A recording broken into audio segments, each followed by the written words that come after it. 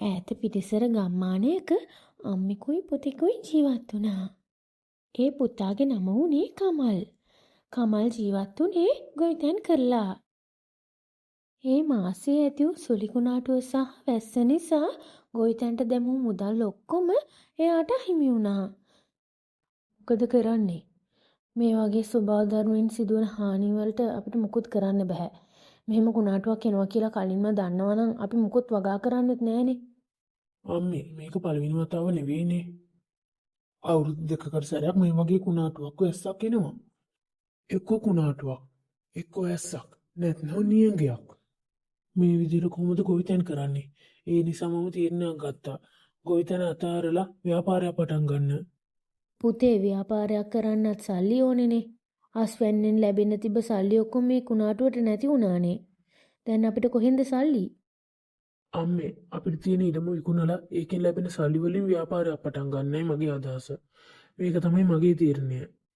හොඳයි පුතේ. පුතාට හිතන විදිහට කරන්න. හැබැයි පරිස්සමින්. මේ විදිහට කමල් තමන්ගේ ඉඩම විකුණලා ව්‍යාපාරයක් පටන් ගත්තා. මේ ලෑස්තුවේ තියෙන බඩු ටික ඔක්කොම බැඳලා තියන්න. මම ටිකකින් එන්නම්. මේ බඩු ටිකට කීයක් විතර යනවද? අයියේ මේ ඔක්කොටම යන්නේ රුපියල් 100යි. මොනවා? ඒ තරම් පොඩි ගාණක්ද? මේවා බාලබඩු නෙවෙයිනේ. ඇයි මේ තරම් අඩුවට දෙන්නේ?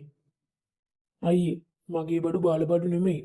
හැමදේම හොඳ ගුණත්වයෙන් තියෙන බඩු. ඒ ගැන කිසිම සැකයක් තියාගන්න එපා. මම අනිත් වෙලෙන්ද වගේ වැඩි ලාභ තියාගෙන විකුණන්නේ නැහැ. මට පුංචි ලාභයක් තිබුණොත් ඒක හොඳටම ඇති. හොඳයි මල්ලි. ඔයා වගේ හොඳ හිතක් තියෙන කෙනෙක්ගේ ව්‍යාපාරය හැමදාම සාර්ථක වෙන්න ඕන. මේ විදිහට කමල් ගුණත්වයෙන් යුතු භාණ්ඩ අඩු මිලකට ලබා දුන්නු නිසා එයාගේ ව්‍යාපාරය ඉක්මනින්ම දියුණු වුණා.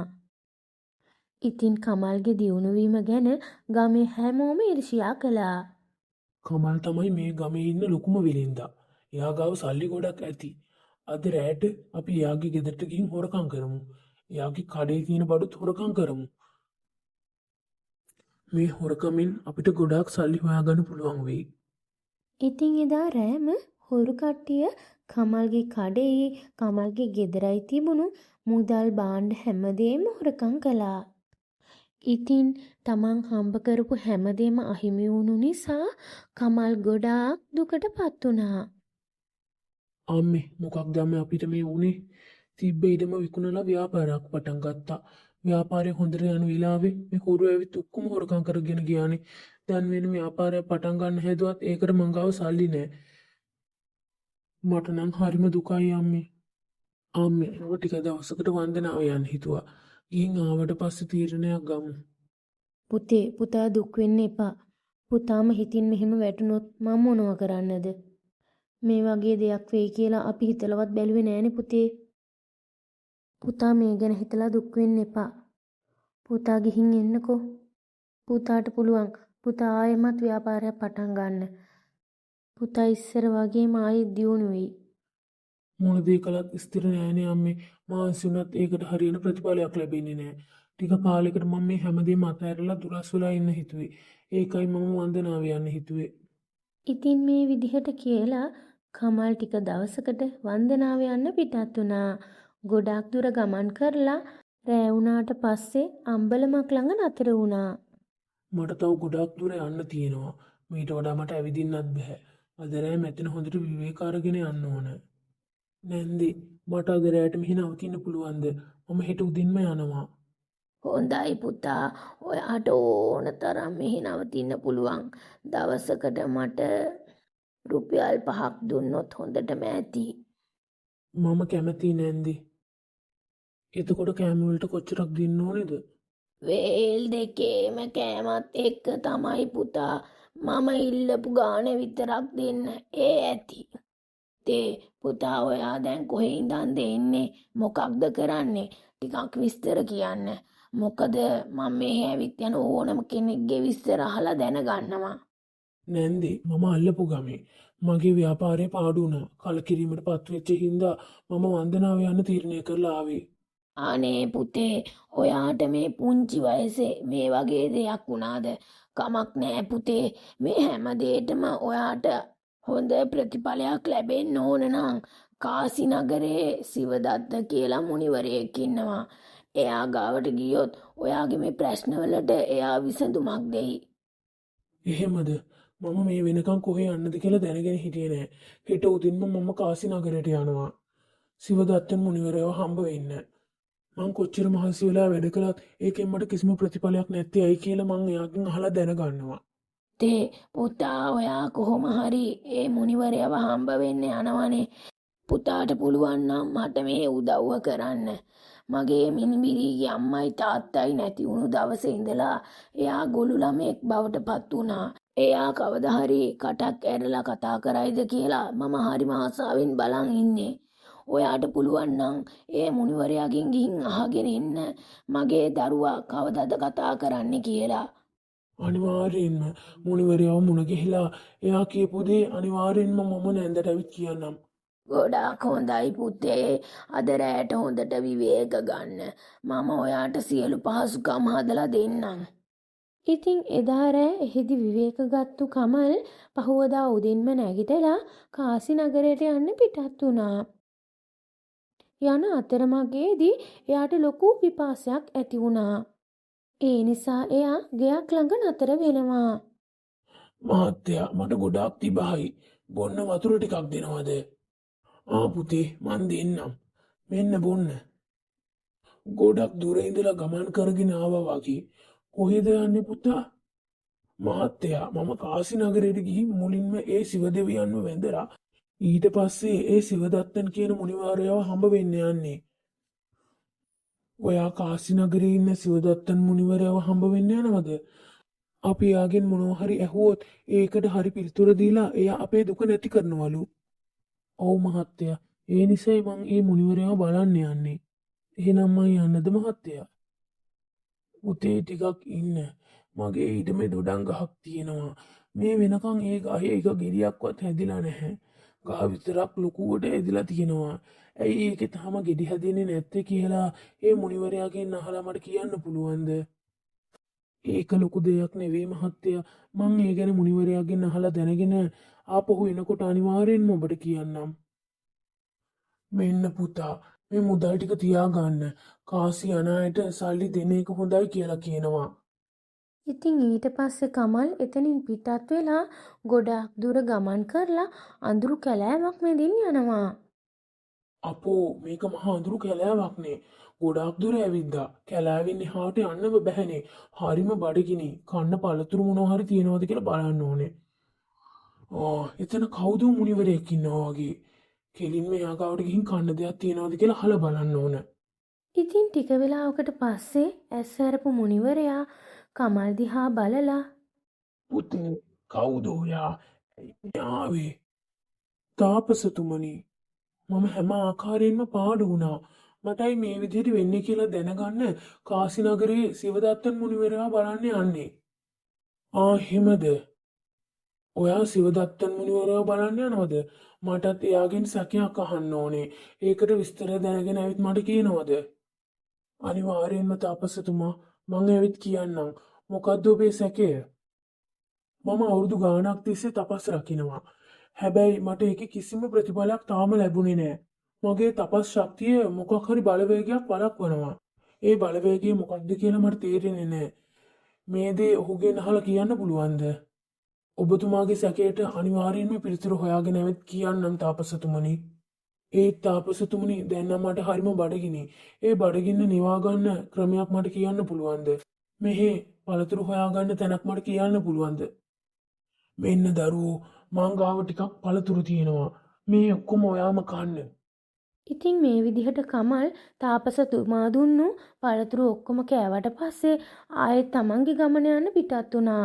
එයා ගොඩාක් දුර ගමන් කරලා අවසානයේ කාසි නගරයට ඇවිත් දෙවියන් වැඳලා ඊට පස්සේ සිවදත්තන් මුනිවරයාගේ ආශ්‍රමයට එනවා.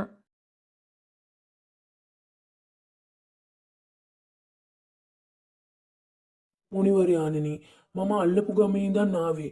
මට සැකයන් 4ක් තියෙනවා. ඒකට පිළිතුරු දැනගන්න තමයි මම මෙහි ආවේ. ඔබේ සැකයන් වලට මම පිළිතුරු දෙන්නම්.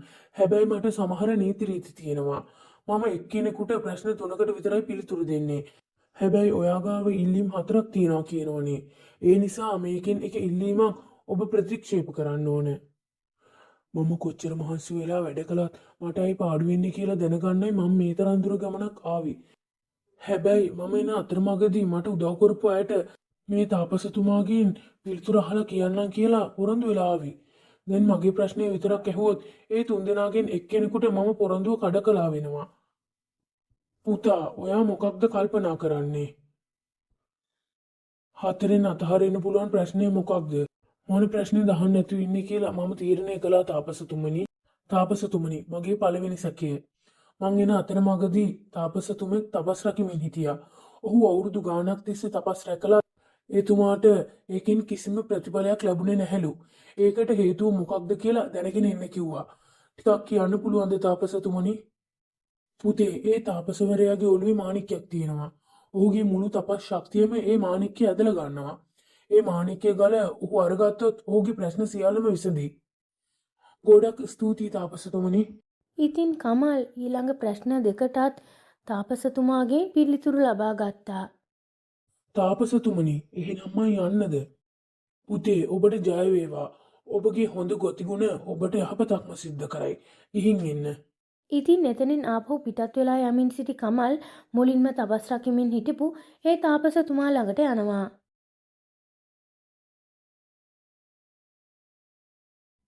පුතා ආවද? මගේ සැකයට පිළිතුර තාපසතුමා දුන්නද? දුන්න ස්වාමීනි. ඔබගේ ඔළුවේ මාණික්කයක් තියෙනවලු. ඒක ඔබේ මුළු තපස් ශක්තියම අරගන්නවලු. ඔබ ඒක එළියට ගත්තොත් මොනවා? මගේ ඔළුවේ මාණික්කයක් තියෙනවද? පුදුමයිනේ. මේ මාණික්කය ගල මගේ ඔළුවට ආවේ කොහොමද? මේක මගේ ඔළුවේ තියෙනවා කියලා මම මේ වෙනකන් දැනගෙන හිටියේ නැහැ. මං හිතන විදිහට මගේ හැම තපස් ශක්තියම මේ ගලට ගිහින් තියෙන්නේ. හොඳයි. ඔබ මා වෙනුවෙන් මේ තරම් දුර ගිහින් මේකට විසඳුම දැනගෙන ආව නිසා මේ මාණික්කය ගල මම ඔබට ත්‍යාගයක් ලෙස ලබා දෙනවා. මේ තරම් වටිනා දෙයක් මට දෙනවද? ඔබතුමාට ගොඩක් ස්තුතියි තාපසතුමනි. එහෙනම් මම යන්නම්. හොඳයි පුතේ, පරිස්සමින් යන්න. ඔබට ජයෙන් ජය ලැබෙයි. ඉතින් ඊට පස්සේ කමල් එතනින් පිටත් වෙලා තමන්ට වතුර දුන්නු මිනිස්සයා ළඟට යනවා. මහත්තයා, ඔබතුමාගේ දොඩංගහ මුල මැටි කලයන් 10ක් තියෙනවලු. ඒ 10 එළියට ගත්තොත් ඊට පස්සේ ඔබතුමාගේ දොඩංගහේ ගෙඩි හට ගන්න පුළුවන්ලු. මොනවා? මොනතරම් වාසනාවක්ද? ඒ කියන්නේ මගේ ගහයට තියෙන නිදාන. අනිත් එක තව දෙයක් මහත්තයා, මේ ගහට කිසිම හානියක් නොවෙන්න මේ මුළු නිදාන වලන් ටිකම ගන්න ඕනෙලු. එහෙනම් මම යන්නම් මහත්තයා. මට තව ගොඩාක් දුර ගමනක් යන්න තියෙනවා. බලන්න පුතා, ඔබ මේ සතුටුදායක ආරංචිය මට කියලා තියෙනවා. මට තව උදව්වක් කරන්න. මේ ගහයට තියෙන නිදන් වලන් ටික ගන්න මට උදව් කරන්න. හොඳයි මහත්තයා. ඔබ කියපු විදිහට මම උදව් කරන්නම්.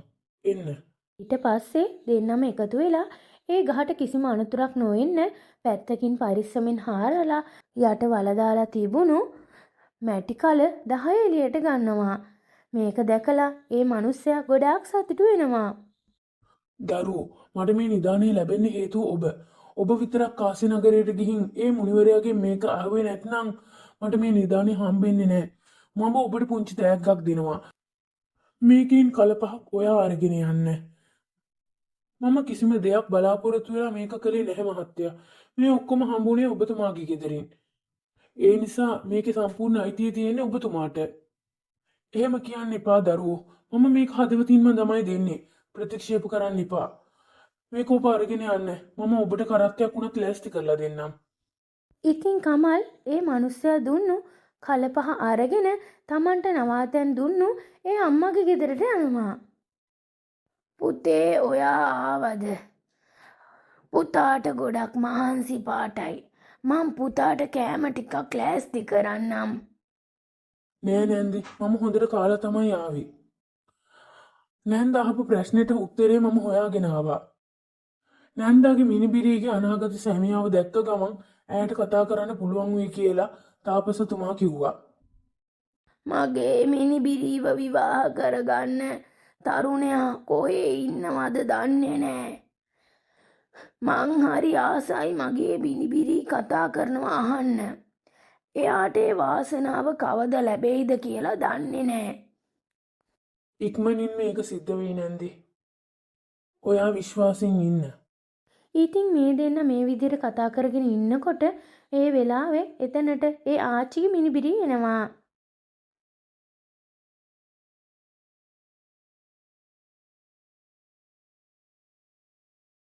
ඉතින් එයා කමල්ව දකිනවා. ආච්චි මෙන්න බලන්නකෝ මං අලුතින් ගත්ත ඇඳුම කොහොමද කියලා. මගේ මිනිබිරි කතා කරනවා. දැන් කතා කරනවා. දැක්කද පුතේ? හරිම ලස්සනයි දරුවෝ.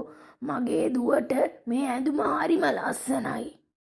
හොඳයි නැන්දි. මං ගිහින් එන්නම්. ඇයි පුතා දැන් යන්නේ? ඒ තාපසතුමා කියපු විදිහට මගේ මිනිබිරි එයාගේ අනාගත සැමියාව දැක්ක ගමන් කතා කරනවා කියලා කිව්වනේ. දැන් ඔයාව දැක්ක ගමන් තමයි මගේ මිනිබිරි කතා කළේ. එහෙනම් මගේ මිනිබිරිව විවාහ කරගන්න යන පිරිමියා ඔයා තමයි. පුතා දෛවයේ තීරණය වෙනස් කරන්න කාටවත් බෑ. ඔයා මගේ මිනිබිරිව විවාහ කරගත්තොත් මගේ වගකීම ඉවරයි. මේ තරම් ලස්සන කෙල්ලෙක්ව කසාද බඳින්න ලැබෙන එක මගේ වාසනාවක් නැන්දි. ඉතින් ඊට පස්සේ කමල්ලේ ගෑනු ළමයව විවාහ කරගෙන ගෙදරට එක්කන් එනවා. අම්මේ මේ බලන්න මම මොනවද ගෙනාවි කියලා. මේ කලපහ පිරෙන්න තියෙන්නේ රන් කාසි. මේක බලන්න අම්මේ කතා කරන්නකෝ අම්මේ. ඇයි අම්මේ කිසිම උත්තරයක් දෙන්නේ නැත්තේ? පුතා මෙහෙන් ගියාට පස්සේ මට හොඳට මසනීප වෙලා මං කලන්ත දාලා වැටුණා. මගේ ඇස් දෙකම දැන් පේන්නේ නැහැ. අනේ අම්මේ අම්මට මොකද වුනේ? අම්මට මේ වගේ දෙයක් වෙද්දි මං අම්මා ගාව හිටියේ නැහැ. කමල් ඔයාට තාපසතුමා මාණික්කයක් දුන්නානේ. ඒ මාණික්කය හරිම බලවත්. ඒකේ තාපසතුමාගේ තපස් ශක්තිය හිමම තියෙනවා. මං හිතන විදිහට ඒකෙන් පුළුවන් අම්මගේ පෙනීම නැවත ලබා දෙන්න. ඔයා කියපු දේ හරි. මං දැන් මේක කරන්නම්. ඉතින් ඊට පස්සේ කමල් එයාගේ අම්මගේ ඇස් ඉස්සරහින් ඒ මාණික්කය තිබ්බා. එතකොටම එයාට පෙනීම ආපහු ලැබුණා. එයා ගොඩාක් සතුටු වෙනවා. කමල් පුතේ මට දැන් හැමදේම හොඳට පේනවා. මේ ඉන්නේ ඔයාගේ බිරිඳද? ඔයාලා දෙන්න හොඳටම ගැලපෙනවා. මේ තරම් රන්කාසි මේ මාණික්කය මේ ගෑනු ළමයා විවාහ කරගත්තේ මේ හැමදේම උනේ කොහොමද පුතේ? ඉතින් ඊට පස්සේ කමල් වෙච්ච හැමදේම එයාගේ අම්මට කියනවා. දැක්කද පුතේ? ඔයාගේ අවංකකම නිසා තමයි ඔයාට හැමදේම ලැබුණේ. තව දෙයක් පුතේ, අපේ ගෙදරයි කඩේ හොරකම් කරපු අයව රාජසභාවෙන් අල්ලගත්තා. අපේ මුදල් අපිට ආපහු හම්බ වුණා පුතේ. එහෙනම් අම්මේ මට දැන් හැමදේම තියෙනවා. මට දැන් ගොඩක් සතුටුයි අම්මේ. මේ විදිහට කමල්ගේ හොඳ ගතිගුණ නිසා එයාට හැමදේම හොඳින් සිද්ධ වුණා. ඉතින් එදා ඉඳලා කමල් ගොඩාක් සතුටින් එයාගේ අම්මයි බිරිඳයි එක්ක ජීවත් වුණා.